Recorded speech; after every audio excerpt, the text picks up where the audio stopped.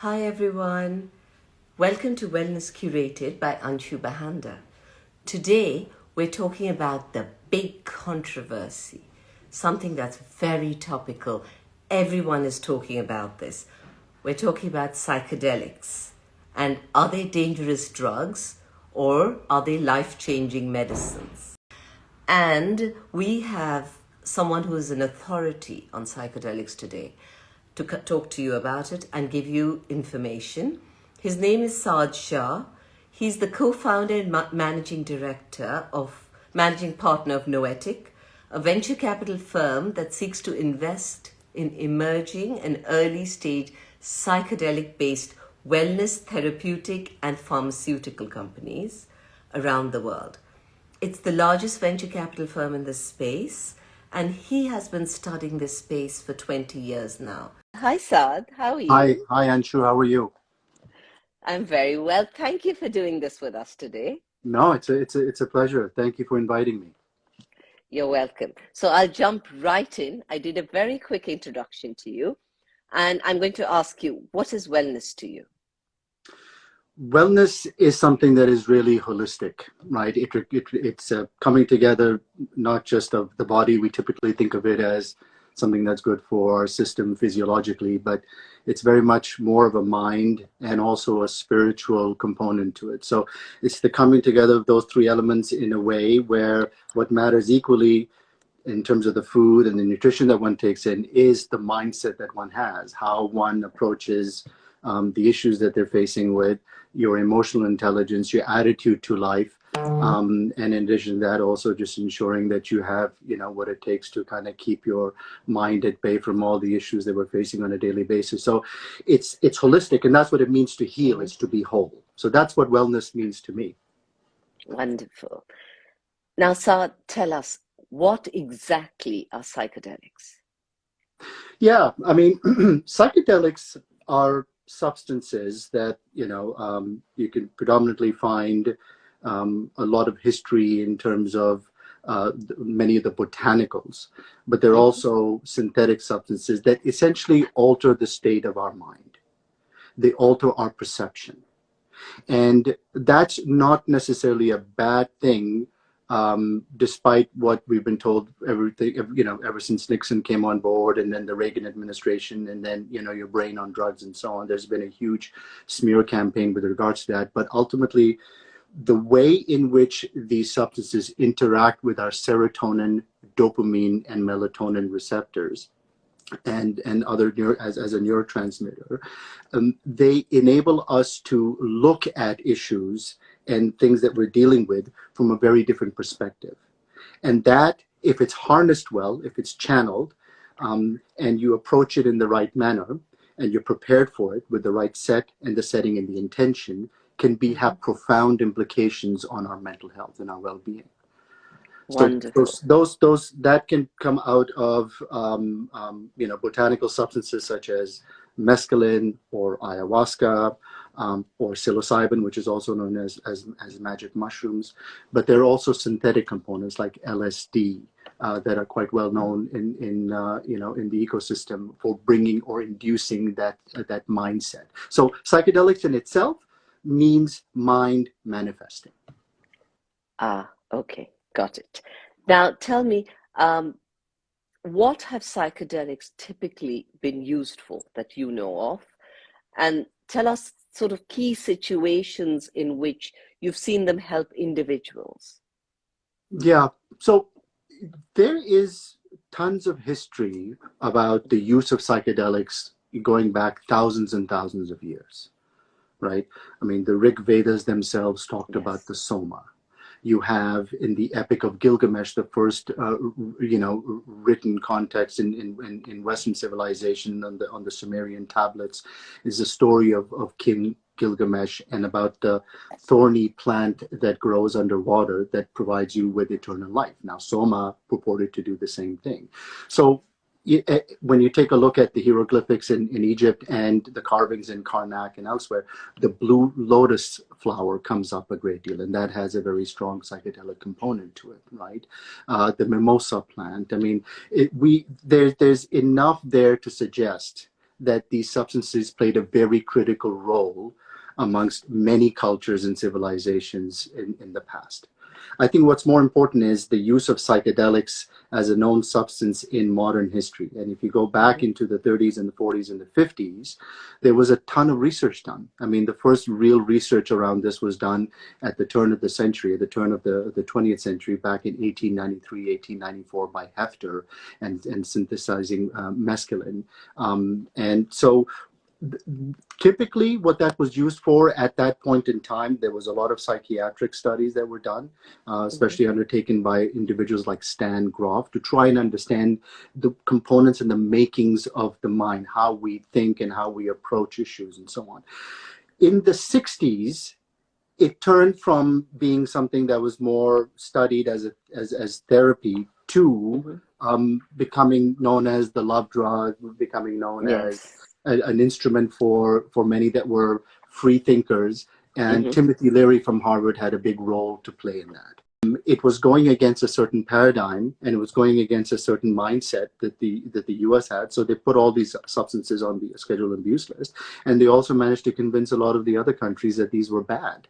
And technically, in order for it to be bad, they had to make a case at the time, which was not made, that these are physiologically addictive, which it is not, that they have very high toxicity levels, and we know that they have amongst the lowest toxicity levels, and that they're very harmful to you, and we know that that's not the case. So right now there's an about turn in all of that, because research came forward in the 90s in a profound way, and has been growing ever since, that, listen, these molecules, although they're very powerful, have a profound impact on the makeup of our mood and our mind and the way that the receptors work, and it can actually not only just be a treatment, but actually be a cure for treatment-resistant depression, right? Treatment-resistant depression means there is no treatment for that form of depression, for major depressive disorder, for PTSD, for anxiety, right? And so right now the focus in a big way is on mental health.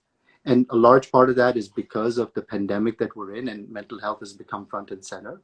But we're not even looking yet at the anecdotal evidence that we have and other evidence to suggest that there are linkages to autoimmune disorders, to inflammation, to oncology, and to other areas of our wellness and well-being that have yet to be fully investigated and researched. So the implications of how this can be game-changing is pretty profound.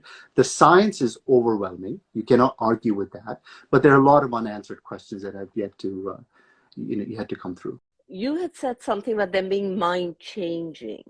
So tell me, are they mind-altering or are they mind-enhancing? They're both. They're both. Okay, so when you take a look at the way that the mind functions, it's a spectrum. Right? Even look at mental health illnesses, right? It's a spectrum. So on one end of the spectrum, you've got, very serious cases like treatment-resistant depression, major depressive disorder, anxiety, PTSD. On the other hand, you've got more cognitive impairment, right? Alzheimer's, Parkinson's, traumatic brain injury, right? ADHD, ADD. Okay. What we know for a fact is that these molecules are incredibly efficacious in the way that they interact with the. I think that the spectrum is quite wide, but they are both mind enhancing. They can be, and they can be mind altering for good reasons and for good purposes. Okay. So given what you've just said, that there's a real element of personalization that takes place, and there is nothing more personalized in medicine that I know of than psychedelics. Because you can give 30,000 people the exact same dosage of the exact same molecule at the exact same time, and they'll have 30,000 different experiences, right? Because it all is very subjective to what they're facing and what they're dealing with. So I think in all of this, making these recreationally available can be without the public having the right knowledge and information about how to approach psychedelics, what to do to prepare to get there, the therapy that they need before and the after. The integration is probably the most important aspect of this. It's not just take a pill and it'll solve all your problems, but it's highlighting the problem, but you still have to deal with it. So then tell us some of the trials that are being done and some of the research which has been done uh, in this area? The ones that we've heard about is Imperial and Johns Hopkins, and Yeah. those are the commonly known ones. Yale, Harvard. I mean, there are a lot of Basel University. Like there's a lot of very well known, established academic institutions, as well as now a few pharma companies. I mean, like I said, J&J was the first one to actually come out with this ketamine nasal spray, which is approved and legal, right? So it's not that pharma hasn't played a role here, but there's a lot of work going on.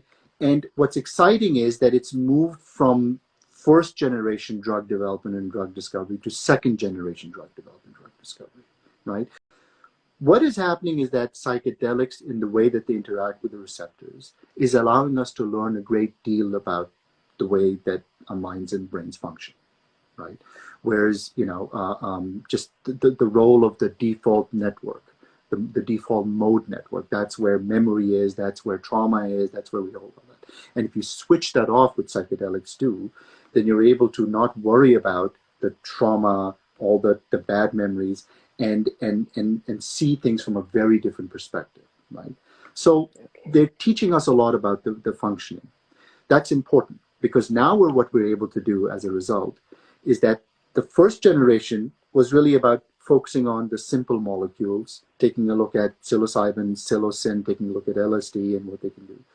Second generation allows us now to go beyond that and actually find a way to target receptors without touching any of the other receptors, which means that you can actually forego the receptor that brings about a hallucinogenic experience and skip that altogether.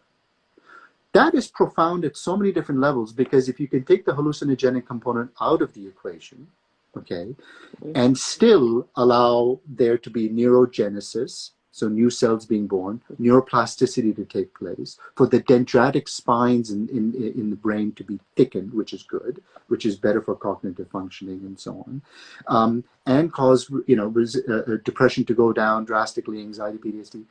That's game changing, because now you don't need the drug enforcement agency to play a role here to say that's illegal, that's illegal. You can administer this to the elderly that are scared of any kind of a dissociative or hallucinogenic experience. You can administer this to potentially children, you wouldn't want to give a hallucinogenic experience to.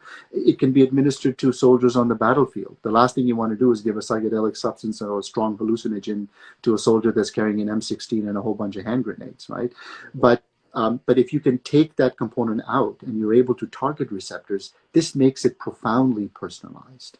Right? And that's where the second generation is going with drug development, drug discovery. And I think ultimately the third generation we're really looking forward to is the coming together of technology, which includes certain wearables that allow you to actually gauge what's happening during the course of having a psychedelic experience without having to go through an MRI machine, right? Wow. Oh my God, that's mind-blowing. Yeah, no, Okay. it's an exciting area. I think you can tell by my own passion for it. Amazing. Do you have any advice for the people listening in? My advice is that this is an area, this is a science that is worthy of following. There is so much research that has come out lately. We say in this industry, you miss a week, you miss a year. So I would encourage everybody to follow the science. There are some profound articles that have come out in Nature magazine. There's profound articles come out in Scientific America. There's CNN has covered it too. You've got both. You've got both sides of the aisles in the U.S. that are covering this, that are fighting for this. There's tons of research there. So follow it. Try and understand it more and more. See if it may be an area that you want to look at for a particular ailment that you are facing or somebody that's close to you or a loved one. But do your research. We're still a ways away from this being legal in certain jurisdictions like the US and the UK and Canada more broadly. But that time is not that far away, and it's coming out. And for me, I often say that the holy grail for me in this sort of an ecosystem environment is that, we talk about the fact that we're going to go today for a reset to take place, because we're going to go to visit a clinic or a retreat. And that's perfectly normal for us to do. It's just the same thing as going to a dental hygienist for your dental hygiene. You're going to a clinic or a retreat for a mental hygiene. And that's good, right? So I think that when that day arrives and there's no more stigma associated with psychedelics, would be a good thing. But the way to get there is through more awareness, is through education, and it's from the public being better and better informed about how they can be helpful. What a Sorry for a fabulous mouthful. chat. Well, that was such a fabulous chat. So I'm going to jump into questions. So Sure. one of them, which I just saw, was, are you aware of any studies which can help with treatment of autism? Yes, yes. The studies with autism are starting to take place. There are a few organizations that are looking at the connection between certain psychedelics and autism, but it is very much at the nascent stages. It's very much at the early stages, but it makes sense that autism would factor in as a mental health ailment that psychedelics can help address. Question is, which molecule, again, is best suited for it? Which and is it more inflammatory related ailment in this particular case? Because even autism, Anshu, is at such a wide spectrum, right? It's a very big spectrum. But yes, there's certainly studies going on both in the UK and the US that are compelling. I'm happy to send you some links afterwards or whatnot. That would be wonderful. Yeah. Thank you. Someone else was asking, aren't the altered states temporary? And so how do they permanently help with a cure? When you're in an altered state of consciousness and you're faced with the issues, or you're forced to face the issues, right? And you have a different perspective about it, and you're able to sit with it for a while. Even though you come out of that altered state of consciousness, it has had a profound impact on your relationship with that particular trauma or issue. So the idea is not to be in an altered state of consciousness all the time. Some of us would say, wow, that'd be amazing. But that's not the idea. The idea is to take you into a realm of perception that allows you to face your issues in a certain way. And then once that is over and you come out of it, then you have to make sense and integrate what it is that you just experienced. And that integration is not easy, right? Because a lot of things happen in terms of symbols. A lot of things happen in terms of, there are things that you see and you perceive that your imagination does not have the vocabulary to be able to explain properly. You cannot sit down and say, well, let me tell you what just happened to me. But you do have an essence of what you just went through. And that essence is a sense that is just as important and as effective as sight or sound or taste or smell. And through that essence that you were able to look at a problem in a certain way that made you feel a lot more comfortable about it, right? Okay. In Canada, for example, Anshu, it's already been approved for a distinct number of individuals that are suffering from terminal illness and they know that they're going to die. Mm-hmm. And the government of Canada allowed them to have an experience with psilocybin to bring their anxiety levels down. And it had a profound impact to them. Whereas before they just didn't know how to deal with the anxiety. Now they're a lot more comfortable with it. They're much more at peace with it. They're more grounded with it because they were able to see or sense something that was subjective to them, but it was profound enough for them to, get their anxieties to go away. Okay, wonderful. That was such an incredible chat. Thank you so much, Saad, for taking the time out to talk to us. Thank you once again for inviting me. Thank you. And this is Anshu Bahanda from Wellness Curated, and I was talking to Saad Shah of the Noetic Fund. Thank you for being with us today. Thank you.